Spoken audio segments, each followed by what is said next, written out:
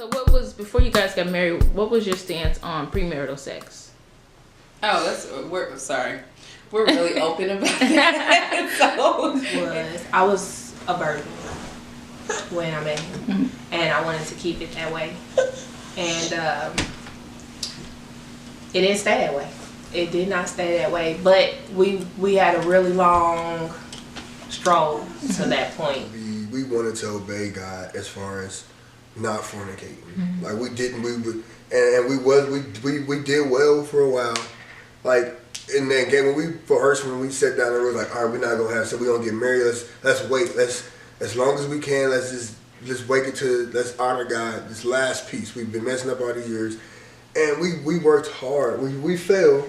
Yeah. Like we went a while, we were good, and I don't know, like we were playing one day and then it just got serious and we're like, oh crap. Thanks, sorry God. But we were kind of convicted by that, but we was trying so hard to just not fornicate, because that before marriage is sin, so you're trying to prevent the sin and want God to bless the union. So you want to honor him by obeying his word so he can bless that union. And plus when you have sex with somebody for the rest of your life, you want him to bless that. You want him to help bless the home and the relationship and the marriage and keep it enriched in the sex life. And I don't know. So we tried, but that was our belief. We weren't perfect at it, but we did give an attempt to stay, away from each other. We didn't kiss before we got married. We didn't even, at first, we didn't even ride in, how people will ride in the car and sit in the front. Yeah, the chauffeur. Yeah, he sat in the back, because I was to the point where I had so many bad relationships doing it the wrong way, or the way of my own way, that I was like, okay, if my husband is gonna be my husband, he's gonna understand that I just got boundaries now. College just went through, we done been through college, I did all these things, but now it's time to get serious, and so I don't want nobody who's gonna take me off the path. Sure. We when we first started dating, we were, we participated in premarital sex, and a year before we got married? Yeah, a year before we got married, that's when we were convicted that, that's a no-go, because we had started counseling. That's what it was. We started premarital counseling before premarital because we were having some issues, and by the grace of God, our pastor agreed to, counsel us even though we weren't even engaged. So that was awesome. But during that process, that's when we were just like, you know what, we're having issues, and complicating it with this premarital sex and all of that, that's just not, it's not working. So that's when we agreed. We didn't even have an end date, of course, in mind, but that's when we agreed that we weren't going to do it anymore.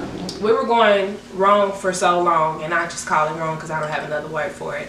But when we started getting into with God, because we were already going to church, but we wasn't serious about the relationship. We was pretty much doing religion, and religion will have you just going there because you feel guilty about not going and doing all the things that you did growing up, just going to church. When you say serious about the relationship, you mean the relationship with yeah. And once we decided that being more serious about the relationship with God was more than just going to church on Sunday, we went on a fast before our marriage, before we got married, with no sex, and just took time to give our bodies back to God, because we had just been doing it our way for so long, and we were really blessed because of it, once it was all said and done.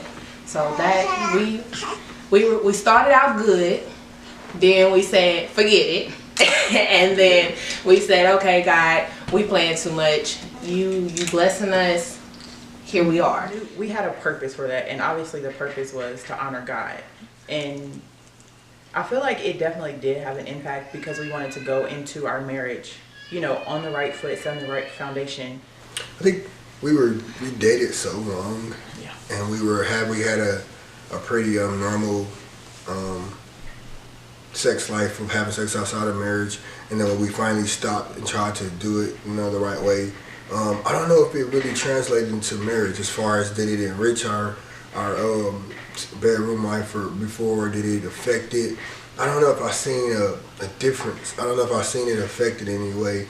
I think, and maybe if we had just had met maybe a year or two previous, and then we weren't having sex, so we were trying to wait. It wouldn't matter, but we dated for so long, you know, a decade, and then, you know, I feel like I knew you pretty good by then.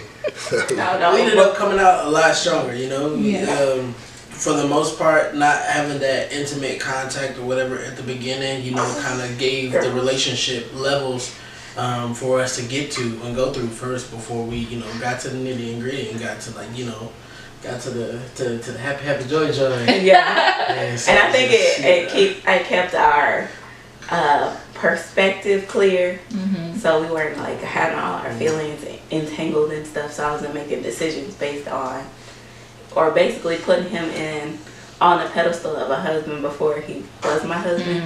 So when he did become my husband, it was like, how can I say, it's like, it felt like it was special again. Like I didn't, because I wasn't a virgin when I got married. I'm not gonna lie. So, you know, it made my marriage feel special and more valued because we took the time to honor and really take God's lead.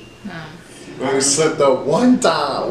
It was our anniversary. It was our That's what it was. It was like anniversary. a dating anniversary. Yeah.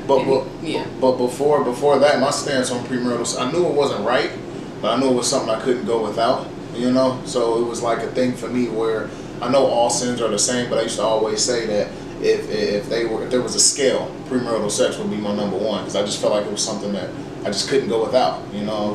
I knew it was wrong, but it was just like, if I had the opportunity, I would take it, you know?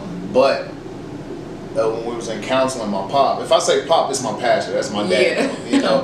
But he had told us in counseling, he was like, you know, when you're thinking about premarital sex, for one, all the soul ties, you know, that's what got me. And then he was like, imagine when you're doing it, that God is sitting right there at the end of your bed watching y'all. Bro. And right then and there, it was just like, yeah, we got to stop. You know what I'm saying? And plus, before we got married, it was like, I wanted not to have those spirits and souls connected to our relationship. You know, and that's what he was like. You know, that's the reason why some relationships go through so much, because they have all these other people in their relationships with them. So that's why that being celibate for that year was so big for us, because we cleansed ourselves. So now I feel like when me and Danae argue, it's just me and her. It's not who I slept with, who she, and who they slept. You know, it's just us. You know, so I think that's why we're able to, not even think, I know, that's why we're able to get through the things that we go through, because it's just me and her. He said he did not really care about, I guess, a person having a history. I did, because I felt like I'm not a feminist, and I wasn't a feminist, but I always wanted to crush double standards. And I felt like that I did not want a guy who had a lot of mouths on him either. And obviously that was super critical and very judgmental at the time, but that's where I was. And so once we finally got a chance to actually talk, I told you I was not dating because I didn't do it. I'm one of those people who like to lay everything out at the beginning so we can just get it out the way and then move on to I'm a very deep person, so let's just get the simple stuff out the way and move on with the more deeper things. And me and my friend literally, like, before I decided to ask him what are we had literally went into his room while he was sitting on his little couch and drilled him about, he let us too, now that I look back, about his life, his sex life, like, because I had to know. And social life too, you know. Mostly sex life, but so I wanted to know what I was getting into. I didn't want nobody who I'm gonna have to be fighting chicks because you done been everywhere. I don't want to be bothered. So Yeah, I wasn't that guy. but he wasn't that guy. I'm in a frat, but I wasn't that guy. Like she said, it kept everything fresh, and you know, and it made it to the point where I had to actually try and show my affection. And find other ways And to that show means my a lot. affection. Yeah. It was like, it's tough. Like, We even like I called my brother, which is also my pastor. I would call him and be like, we're going to do this or whatever, so we can kind of keep each other accountable. So I kind of like a detox. When you detox your body every once in a while, just stand away from each other for a little bit and just getting the spirit side right, and then coming back together, and how much more beautiful it is. I believe that. I do. We did that with when we lost the first baby. And I remember I was so broken, like, God, what did we do wrong? I'm giving you everything. I'll give you everything I have. Like, I can't have a baby. Like, I was hurt, and I went into a fast. And I was fasted from everything. I mean, it would hurt, and I didn't touch her. Like, I'm not touching her. Like, I don't, it was sucked. But I know it was God, because when I got off that fast, oh my gosh, like it wasn't like a horny, I haven't had sex in a month. It was like I want to engage with my wife. Like, I want to intimately engage with her. And like you would thought we were just broke our virginities, because that week or two we were just at each other every chance we got, and it wasn't just a horny thing. It was just God, I guess, just lit a little fire and said, go get her. And we were right, and we got pregnant after that. Boom, we were pregnant, and I blame that strictly on the fact that I went and sought Christ and stayed away from her. And like, okay, let me get with you and see what's going on in the supernatural. And then when I came back and gave out my fast, I mean, I don't think I've ever felt that way about her, ever. The way I wanted to be with her and be engaged with her and kiss her and hug her. And I think it was from that fast. Like, and he honored me standing away from her and said, now go get her. And I'm going to make sure also you'll see you make it back down to an egg and get fertilized, and you can have this baby you're trying to have this time. And that's probably one of my greatest testimonies ever, that I don't even say very much. But what I think I directly seen God do something. I look at my wife all the time and be like, I want that. But not like I did like that week or two. Like, I was so mentally and psychologically and sexually wanting, just craving for her mind, to talk to her. I just needed to be around her, and it was like, dang. I used to try to have a baby. Now my mom was nowhere on baby. It was just like pleasing my wife. But no, I think it caused us to come real close, like try to be intimate on another level besides touching, and it was really hard. It was not easy by far. But just, trying to figure out how can we still like be there for each other and show each other that we love and we care and we like the person in another way that's not sexual, because from our history that's the way that you do it. You touch, you love, and you rub or whatever to show that that's how I love you. But so it just challenged us to pray a lot. Pray a lot. Yeah. It was as a man, it was one of the hardest things I ever had to do in my life. Like, I've been through a lot and I've dealt with a lot, but that abstaining from sex was the hardest thing I've ever done.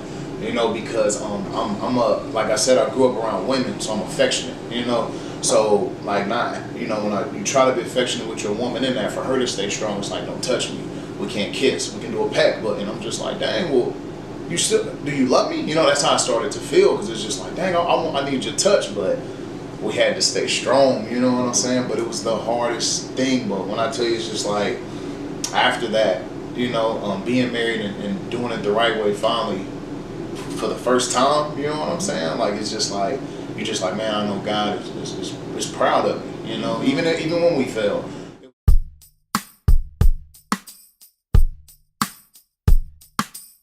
A lot of little girls and even young women, they have this dream of this huge wedding and having kids and stuff like that.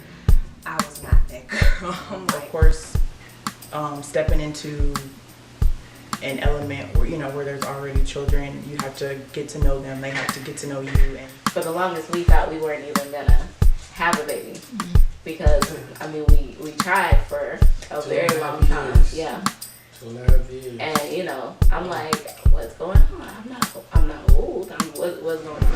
I think I take my parents for granted when I was little. So the parents didn't know English, and I was like, oh my gosh, why don't they know English? Why don't they try to, figure it out? And so I literally helped my parents ever since I was little. So now I appreciate them a lot more. Having that type of dad in my life, I was always looking for a man, but it was always the women in my family that kind of kept me grounded and teach me how to, do people right, be a good man, treat women right, and stuff like that.